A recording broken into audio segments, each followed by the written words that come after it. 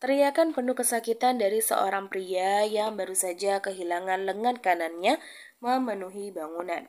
Air matanya mengalir deras, dirinya mulai kejang-kejang dan muntah, apalagi saat lengan kanannya yang putus diangkat di depan matanya. Kenapa kau lebay sekali? Aku hanya mengambil lengan kanan, bukan otakmu. Dominic menjatuhkan lengan kanan itu lalu menginjaknya. Kak, kau iblis!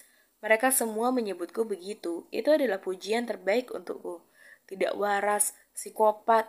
Inilah sebabnya kau selalu kalah melawan Marcelo Aguero. Pergerakanmu terlalu cerobot dan mudah ditebak. Mendengar itu, senyuman di wajah Dominic luntur. Ia mengambil sebuah pipa besi lalu melayangkan pukulan berkali-kali ke kepala pria itu. Suara teriakan yang awalnya terus terdengar perlahan menghilang bersamaan dengan meluapnya nyawa pria itu ke udara. Sialan. Ini mengotori pakaianku. Dominic menjatuhkan pipa besi. Seharusnya aku tidak memakai pakaian putih. Dominic melepaskan kemejanya. Bagaimana dengan Paman Alfonso? Dia dirawat di rumah sakit. Istrinya? Istrinya sedang berlibur bersama simpanannya. Sekarang dia masih di pesawat. Aku jadi kasihan pada orang tua itu. Sudah bodoh, dapat istri yang buruk juga. Dominic mengancing kemeja hitam yang sedang dikenakannya. Kirimkan bonus pada kelompok bermotor itu. Katakan, aku puas dengan kinerja mereka. Baik, Tuan Muda Toretto. Nita, berhentilah menyebutku Tuan Muda. Umurku 30 tahun ini. Baik, Tuan Toretto. Apa ada kabar tentang Marcelo? Beliau mengirimkan ini ke mansion. Nita menyerahkan sebuah amplop indah yang dihiasi emas pada Dominic. Saat dibuka, amplop tersebut berisi undangan pernikahan Marcelo dan Violeta. Melihat itu, Dominic tidak bisa menahan tawanya. Hahaha, sepupuku ini akan menikah. Sungguh? Hahaha. Dominic duduk di sebuah kursi. Tidak kusangka dia akan menikahi wanita jalanan itu. Kupikir dia akan mengubah isi wasiat menggunakan kekuasaan barunya.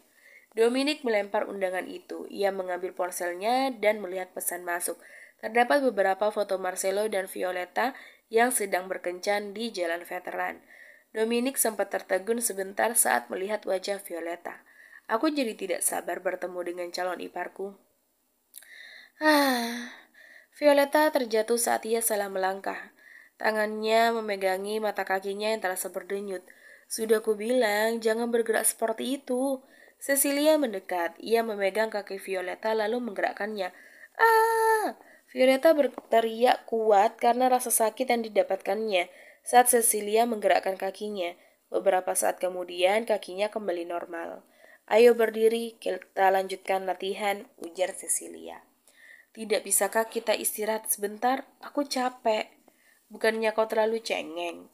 Hei, kau membuatku bergerak selama 2 jam tanpa henti. Baiklah, istirahat 10 menit. Cecilia duduk di sofa single, menatap Violeta yang mengumpat sambil meluruskan kedua kakinya. Sudah 5 hari semenjak mereka latihan dansa, namun Violeta tidak memiliki peningkatan. Kau pandai dalam teori, praktek tata krama, bahkan menembak. Tapi kenapa kau sangat payah dalam berdansa? Ini kan jauh lebih mudah ketimbang menembak. Menurutku, berdansa itu lebih sulit. Kenapa sih harus ada pesta dansa? Menyebalkan. Kalau kau tidak bisa mempelajarinya, kau akan mempermalukan Aguero. Kau tidak hanya menari dengan Marcelo, tapi juga dengan tamu undangan lainnya. Aku bisa kabur, awas saja kalau kau coba-coba melakukannya. Marcelo memasuki ruangan. Aku baru masuk dan kalian sudah ribut. Inilah penyebab utamanya. Cecilia menatap Marcelo dengan wajah datar. Apa maksudmu? Penyebab? Marcelo tidak mengerti. Sebentar lagi pernikahan kalian akan tiba. Bukannya mempersiapkan pernikahan, kau lebih fokus dengan Toretto. Dominic itu jahil. Dia tidak akan berhenti kecuali kau mengabaikannya. Mana mungkin aku mengabaikannya jika dia membakar dermagaku. Kau menyuruhku kehilangan pemasukan. Begitu. Wajah Cecilia berubah. Kau mau aku membereskannya? 20 juta dolar untuk Dominic Toretto. 30 juta dolar untuk Felix Toretto. Jika kau ingin aku membereskan keduanya, aku akan memberikanmu diskon. Semuanya hanya 49,99 juta dolar. Lebih baik aku melakukannya sendiri. Marcelo duduk di sofa. Kalaupun aku menyewa jasamu, kau belum pasti kembali hidup-hidup. Cecilia mencibir dirinya sendiri. Sayangnya, itu benar. Violeta yang mendengar percakapan mereka langsung mengingat buku sejarah Aguero yang telah ia hafalkan keseluruhannya. Alessandro Aguero memiliki 3 orang putra.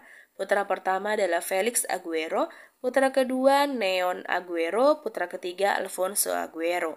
Setelah Alessandro mengusir sisa keluarga, mereka membentuk kelompok dan nama baru. Alfonso membuat kelompok Galen.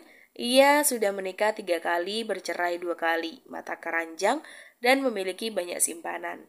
Felix membuat nama Toretto. Ia memiliki seorang putra yang setahun lebih muda dari Marcelo, yang bernama Dominic Toretto. Keluarga Toretto adalah ancaman bagi Aguero, berbeda dengan Galen. Itu karena dulunya Felix adalah pemegang terkuat kursi penerus Aguero. Dia dididik dengan keras sehingga ia menjadi licik dan kuat.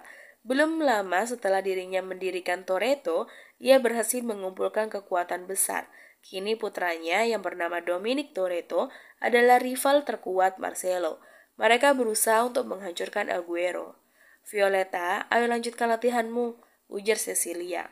Violeta memalingkan wajahnya. Capek besok aja. Marcelo berdiri, ujar Cecilia. Kenapa? Tanya Marcelo. Ayo tunjukkan kemampuan dansamu.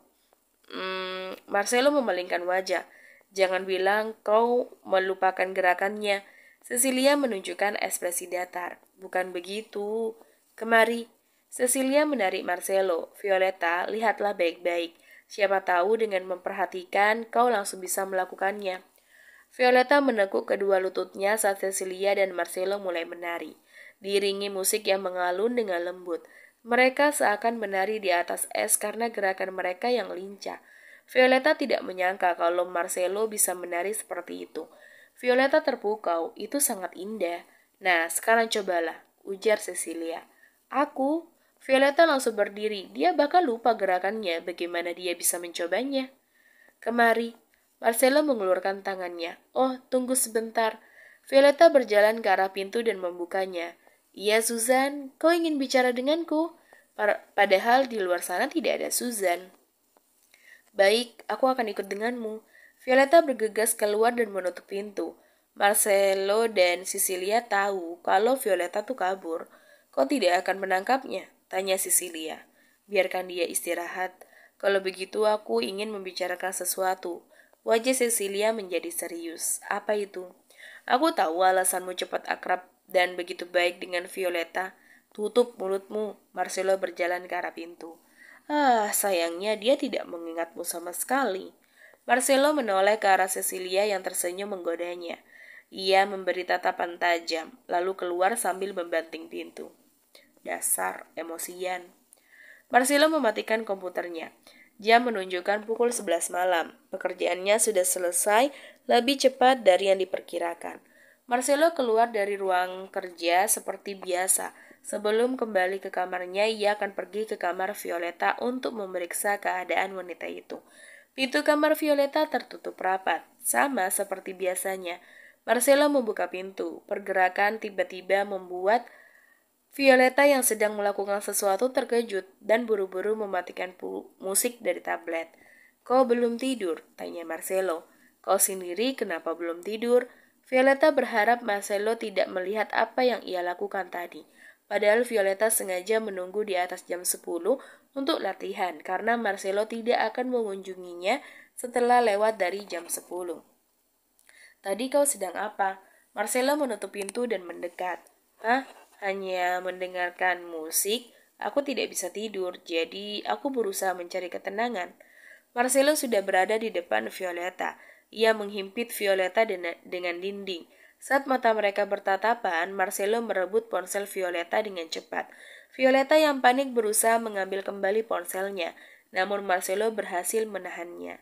Bukankah ini musik dansa? Apa kau berlatih? Violeta merebut ponsel. Apa urusannya denganmu? Mau aku berlatih kek, mau enggak kek, itu kan terserah aku. Lebih baik kau kembali aja ke kamarmu. Aku akan tidur sekarang. Marcelo menahan Violeta yang hendak pergi ke ranjang.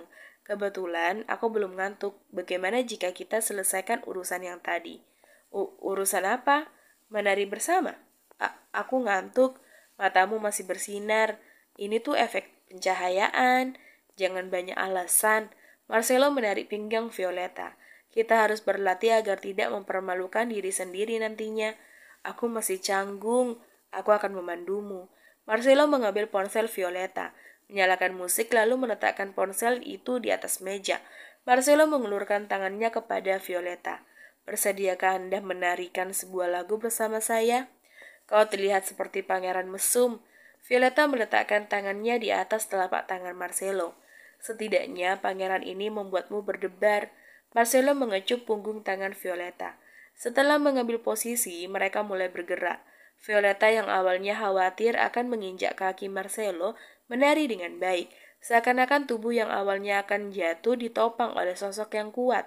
Mereka terus menatap satu sama lain sambil tersenyum. Tidak ada percakapan di antara mereka. Namun itu tidak membuat suasana menjadi kaku. Saat lagu berakhir, Marcelo kembali mengecup punggung tangan kanan Violeta. Kerja bagus. Aku berhasil. Violeta memeluk Marcelo dengan erat. Kau cukup hebat, tetap aja. Aku adalah orang yang memandumu, makanya gerakanmu baik-baik aja. Violeta melepaskan pelukan. Ia menatap Marcelo dengan datar. Kau tahu caranya merusak kesenangan orang lain, dan kau tahu caranya membuat orang lain tersenyum. Marcelo menarik dagu Violeta memberikan kecupan kecil di kening wanita itu. Kau harus istirahat sekarang. Violeta memegangi keningnya sembari menatap Marcelo yang berjalan ke arah pintu keluar. Saat pria itu meraih gagang pintu, Violeta membuka mulutnya. Marcelo, mimpi indah. Marcelo tersenyum kecil. Kau juga. Pintu tertutup. Violeta merasa aneh. Rasanya selama ini kehidupannya berjalan dengan lancar. Ia mendapatkan pelayan yang baik, uang, sahabat, dan seorang suami yang hebat. Tapi Violeta tahu, ancaman sesungguhnya akan datang saat hari itu, yaitu hari pernikahan.